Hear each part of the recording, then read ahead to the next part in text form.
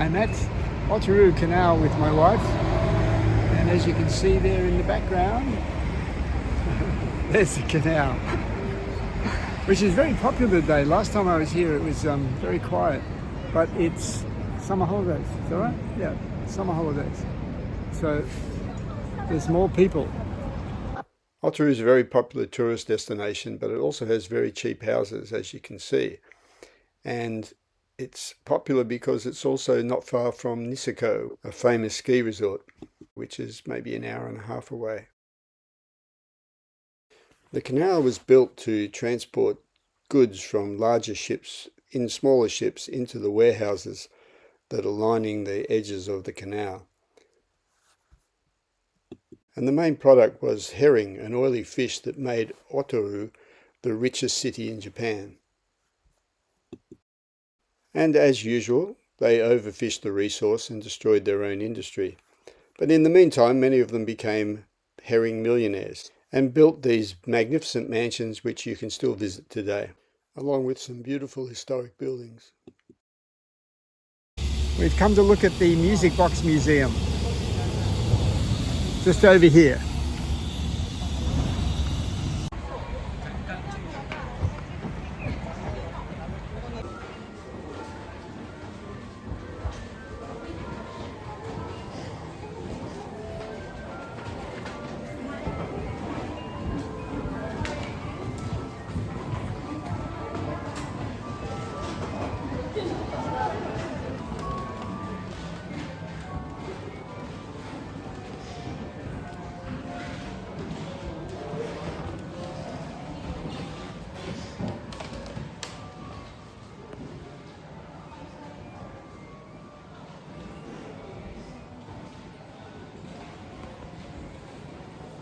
And this place just goes on and on.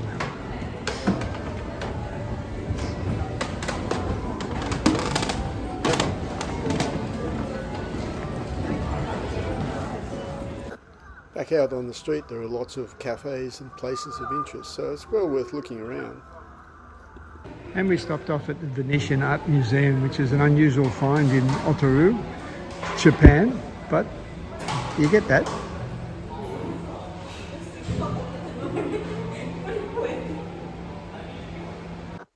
And we stumbled across this self-driving little bus, which just seemed to be sitting there and not doing anything, but it looked like a lot of fun.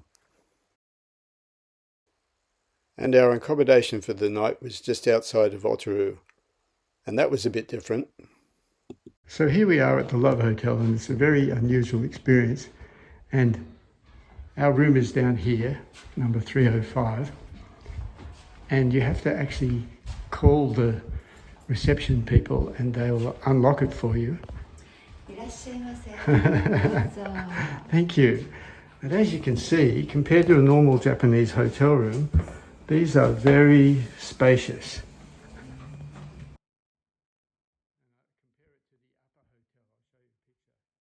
But look at this, like lounge, TV there, that monstrosity. It's quite a decent size. And there's music playing. Decent sized bathroom, sink area. And they've even got a bath. Oh. There we go. Look at all the space in there, almost like an onsen.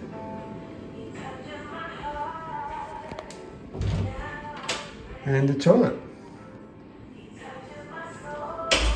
Interesting. There you go. Our first experience of a love hotel. And here's the tip for you that, I should have shown you that. Microwave, fridge.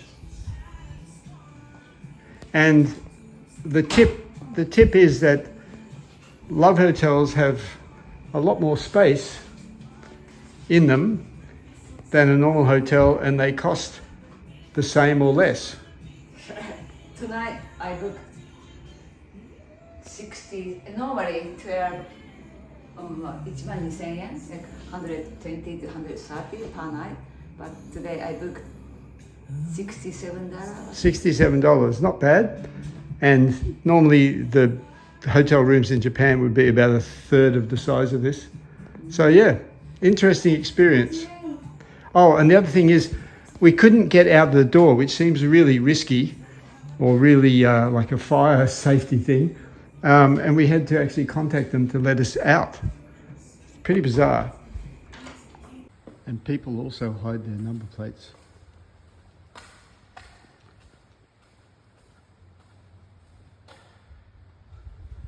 It's an interesting place. Then it was down to Sapporo, the main city of Hokkaido, to deal with some paperwork, but we didn't stay all that long and we needed to get back. But on the way out, we stopped at the Hill of the Buddha.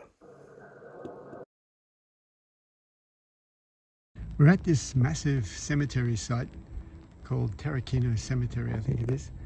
And it's also known as the Hill of the Buddha. And you can just see up there the head of the Buddha. And over there you've got Moai statues from Easter Island. I don't know how that works. And now we're just going to go up and have a look at the Buddha on the hill, or the Hill of the Buddha.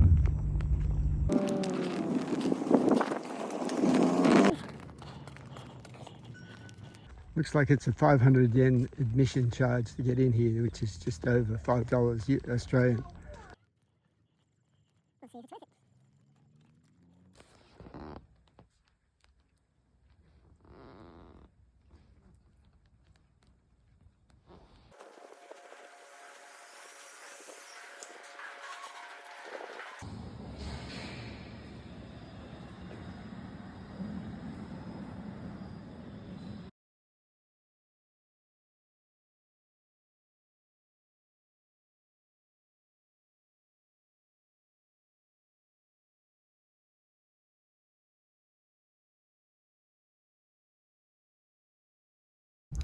But it was time to head home because we were losing the light, and driving at night in Hokkaido is an interesting experience because there are so many animals on the road. Last time I drove back home at night, there were 11 deer that I encountered on the trip, plus a fox or two. So I wanted to avoid that because it's too easy to damage your car and the animals as well. And this is the main culprit, the white-tailed deer, or Enzo sika deer. And there are lots of them. And they're one of the main reasons why there have been more bear attacks in Japan recently. Because hunters hunt them and don't remove the bodies and just leave them there. And bears won't hibernate if they have lots of food, it seems. So since the bears can eat the deer that have been left behind, they don't hibernate, so they're out there even in winter now. So we had a great time in Otaru. I think it's a place that's really worth visiting, and if you're interested in akiya, it's also great from that point of view because the houses are so cheap. And if you look at this map, you can see these houses here are all under $30,000 Australian dollars. They'd all require renovation of one form or another, but when you compare it to the cost of housing in Australia, they're a pretty good bet. And it's possible to rent them out as Airbnbs, but you really have to check the zoning. That's what kind of tricks you a lot of the time.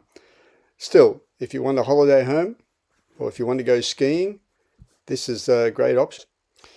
But I prefer my place, which is further south.